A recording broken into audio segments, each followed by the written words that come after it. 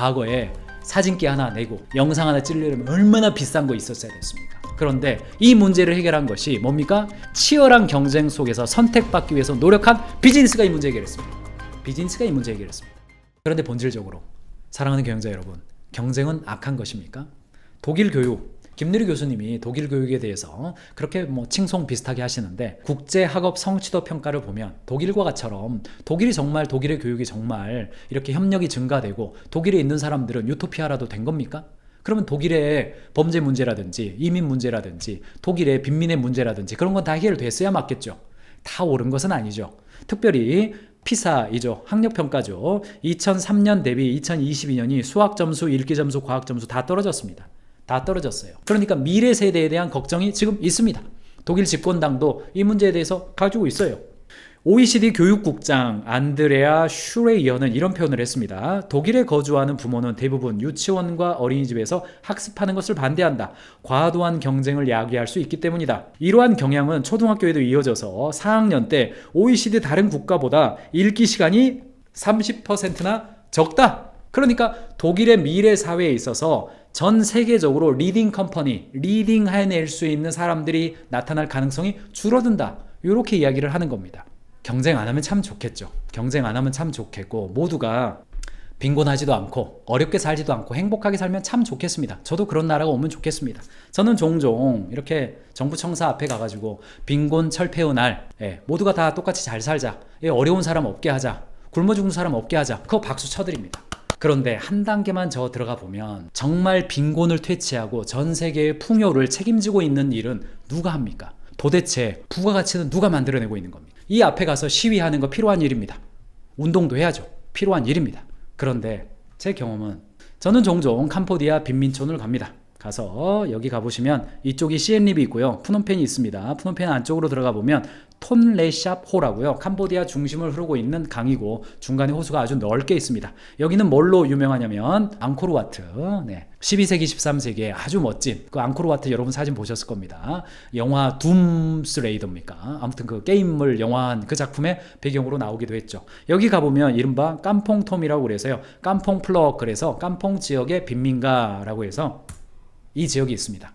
너무너무나 힘든 빈민의 삶을 살고 있어요. 하루에 1달러도 되지 않는 비용으로 하루하루 근근히 살고, 이 정말 깨끗하지 않은 물입니다. 여기에서 아이들이 여기에서 목욕도 하고요. 양치질도 여기서 하고요. 물도 일부 여기서 먹기도 합니다. 그 지역에 아주 넓은 빈민가가 있어요. 이 빈민가를 관광으로 간다는 것 자체가 너무너무나 미안하지만 저희는 가끔 거기 가서 학용품도 좀 나눠주고 돕기 위해서 가요. 근데 최근에 여기에 변화가 보입니다. 뭐가 있습니까? 아이들의 손에 핸드폰이 들려 있습니다. 아이들의 손에 핸드폰이 있어요.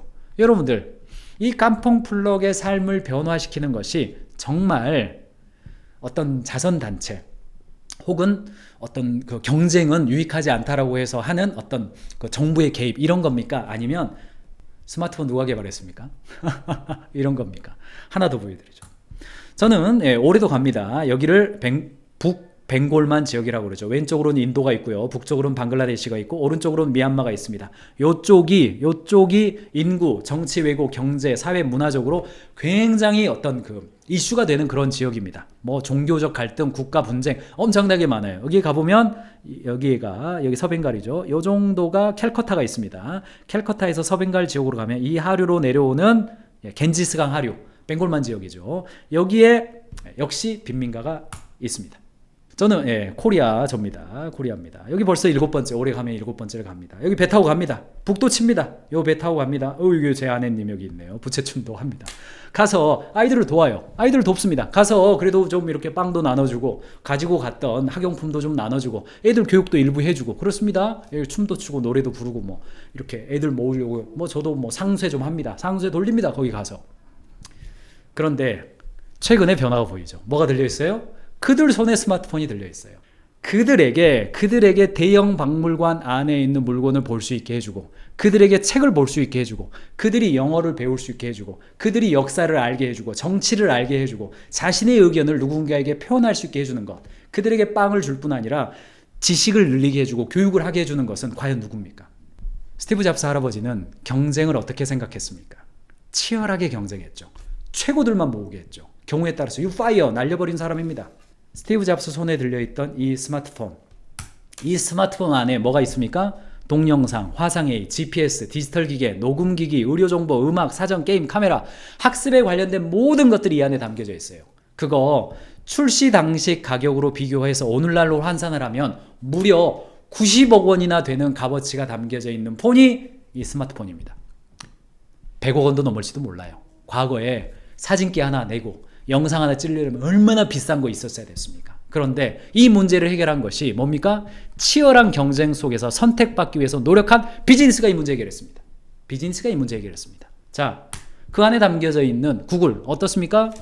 세상을 바꾸는 영향력. 이거 서로 경쟁하니까 너무 힘드니까 골고루 우리끼리 추첨하자. 이런 사람들이 해결한 게 아니라는 이야기입니다. 인도에 있는 벵골만 하류에 있는 그 어린 아이들에게 메트로폴리탄 안에 어떤 물건이 있고 그 안에 메소포타미아 문명이 어떻고 바티칸 문명이 어떻고 바로크 문명이 어떻고 그림이 어떻고 하는 것을 스마트폰만 보면 3D로 볼 수 있게 만들어준 사람은 누굽니까? 레이리 페이지와 세르게이 브린. 이 두 명의 창업자가 구글을 만들어서 그 안에 수많은 사람들이 와서 경쟁하고 내가 선택받기 위해 노력해서 최선의 결과를 내준 거죠. 저는 아주 간단한 판단 기준을 가지고 있습니다. 지금 하고 있는 일이 세상을 바꿀 수 있는 일인가? 그것을 위해서 최선을 다합니다. 그 결과 깜퐁플록에 있는 어린아이들도 메트로폴리탄 박물관에 있는 그 역사를 공부할 수 있죠. 벵골만 하류에 있는 그 어린아이의 눈빛에 그 손에 들려있는 핸드폰으로 전 세계의 역사와 미래를 볼 수 있고 우주의 탄생을 볼 수 있게 되는 거죠. 누구라도 손가락만 몇 번 두드리면, 제가 방금 전에 이집트 문화 검색을 했습니다. 피라미드가 어떻게 만들어져 있고 피라미드를 만들었던 그 조상들과 선조들은 무엇을 고민했는지 자신들의 역사를 공부할 수 있게 해주는 것은 경쟁이었습니다.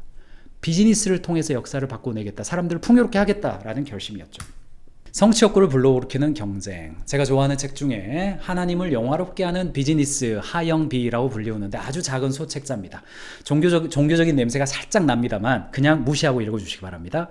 경쟁의 이점은 이렇게 끝나지 않는다. 하나님은 우리를 창조하실 때 무엇이든 잘하고자 하는 욕구와 우리가 하는 일을 개선하려는 욕구도 함께 주셨다. 경쟁은 우리를 자극해서 이러한 욕구를 성취하도록 돕는다.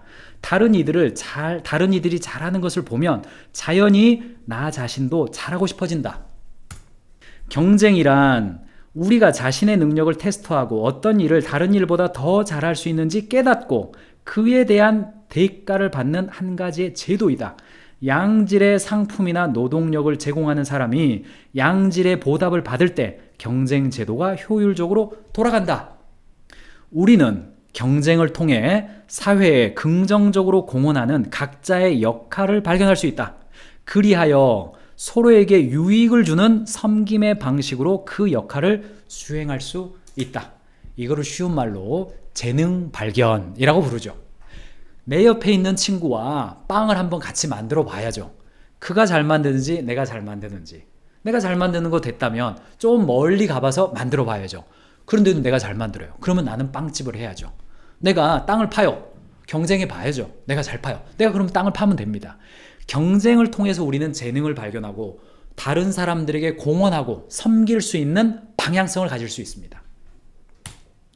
경쟁은 선합니까? 잘 모르겠습니다. 어떤 경쟁은 선할 수도 있고 어떤 경쟁은 파괴적일 수도 있습니다. 하이에크는 미국의 아주 유명한 경제학자이죠.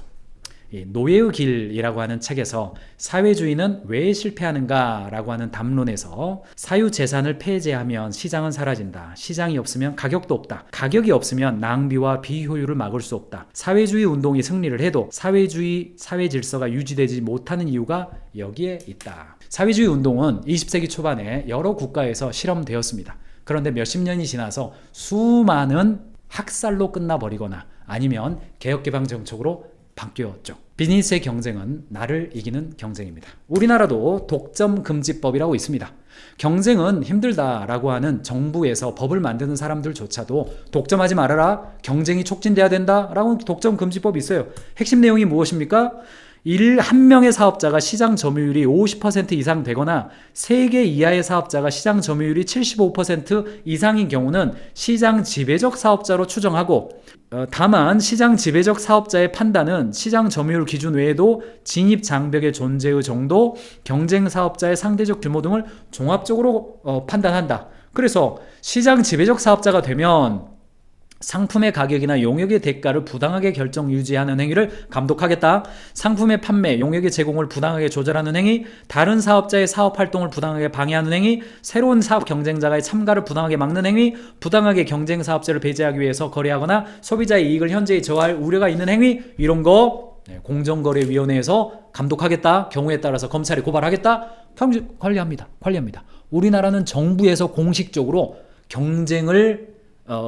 경쟁을 위축시키는 독점적인 시장 지배자를 감독한다. 경쟁해야 된다. 이렇게 촉진하고 있습니다. 우리나라가요. 조지프 쉼페터가 이야기했던 한마디만 하겠습니다. 기업가 정신이란 경제를 발전시키고 혁신을 일으키는 사람이다. 세상에 존재하는 문제를 이전에 없던 방식으로 해결해주는 사람이다. 피터 드러커도 책임과 자율로 높은 성과를 내는 조직을 만드는 일은 다원적 사회에서 자유와 존엄을 지키는 유일한 길이다. 성과와 책임의 경영은 폭정을 대신할 대안이며 폭정을 막아내는 유일한 방법이다. 기업이 기업다울 때 소비자들은 국가에 기대하거나 공기업에 기대하는 것이 아니라 자유로운 민간 기업들을 기대하게 된다는 겁니다. 우리 외에 의정부 부대찌개가 모여있고 신당동 떡볶이집이 모여있습니까? 거기에 있으면 상호 간의 경쟁을 통해서 보다 나은 품질과 서비스가 있을 것이라는 확신이 소비자들에게 들기 때문에 멀리서도 찾아가는 거죠. 여기서 사업하는 사람들도 어때요? 나 혼자 경쟁이 없는 곳에다가 떡볶이집 내는 것보다 경쟁이 있는 곳에 가가지고 한번 맛부터 봐서 여기서 내가 선택받겠다. 실력 있는 사람들이 여기 모입니다. 경쟁하고 선택받고 보다 나은 서비스를 제공하는 것이죠. 여러분 어떻게 생각하십니까? 여러분들 경쟁 저도 안 했으면 좋겠습니다. 저 경쟁하지 않고 그냥 이렇게 뭡니까? 그냥 뭐라고 그래야 됩니까? 아니, 컨설팅 기업은 여기서 하세요 라고 국가에서 배정해주고 저한테 기업 한 100군데만 붙여주시면 앞으로 30년 동안 100군데 회사만 열심히 컨설팅하고 그렇게 살면 좋지 않을까요? 그리고 가격도 국가에서 적절하게 얼마에서 얼마 사이에 받으시고요. 더 받지 마시고 기업에서도 이 정도 이하로는 깎지 마시고 이 정도 해주세요 하면 참 어떨지 모르겠어요. 마음은 편할런지 모르겠습니다. 그런데 어때요? 피터 드러커가 비즈니스의 본질이 무엇입니까? 라는 질문에 기업의 본질, 즉 비즈니스의 목적은 고객 가치를 창조하고 그것을 지켜내는 것입니다. 이렇게 정의를 내렸어요. 그러니까 배정해준다고 해서 비즈니스가 발전하지 않는다는 이야기입니다. 그런데 문제는 뭐냐? 오늘의 결론일런지는 모르겠어요. 비즈니스의 경쟁은 남을 이기게 하는 경쟁이 아니라 나를 이기는 경쟁이죠. 어제 제가 현장 가서 제가 봉고차 타면서 축구한 이야기 해드렸잖아요. 궁금하신 분은 어제 거 보시고 오길 바랍니다. 경쟁은 굉장히 우리에게 도움을 줍니다. 1941년도에 12월 7일 날 아침 일본은 2차 세계대전 끝말에 미국까지 한번 도전해 보겠다라는 마음으로 진주만을 습격했습니다. 그리고 미국은 정확히 6개월 후에 미드웨이 회전을 통해서 전기의 승리를 잡고 괌, 사이판, 일본 등을 거쳐서 전쟁을 승리로 이끌었습니다. 이때 미국은 뭘 했냐? 스컹크웍스라고 하는 미덕이 미국 사람들에게 있습니다. 어렵고 높은 목표에 도전하기 위해서 만들어진 목표고 스컹크웍스는 미국 냉전을 승리하게 하는 결정적인 요인이에요. 이 스컹크웍스는 탑건 매버릭에 나온 요거죠. 요 스컹크웍스입니다. 이 스컹크웍스의 개념을 미국 사람들은 어떻게 생각하냐? 더 높은 도전을 세우고 그 문제가 해결될 때까지 냄새나는 옷을 입고 집에 못 간다 하더라도 반드시 내가 이 문제를 해결하리라. 왜요? 전쟁에서 이겨야 되니까. 인류를 구원해야 되니까. 이 죽어간 나의 형제 자매를, 나의 형제요 동료를 구출해내야 되니까. 이 정신이 미국 사람들에게 있단 말이죠. 그러니까 과도한 경쟁 사회에 너무나 지나친 자본주의라는 비판을 받음에도 불구하고 이것이 우리에게 최선의 답이다 라고 하는 확신이 역사적으로 있습니다. 미드웨이 해전과 자기들이 스컹크웍스를 통해서 2인용 전투기를 만들어 가지고 2차 세계대전을 승리로 이끌었던 경험이 있는 거예요. 그래서 그 사람들에게 스컹크웍스라는 컨셉을 가지고 있어요. 실리콘밸리 가면 이 문화가 완전히 있단 말이죠. 죽을 때까지 일한다. 그냥 최선을 다해서 한다. 워커사우루스가 되는 거죠.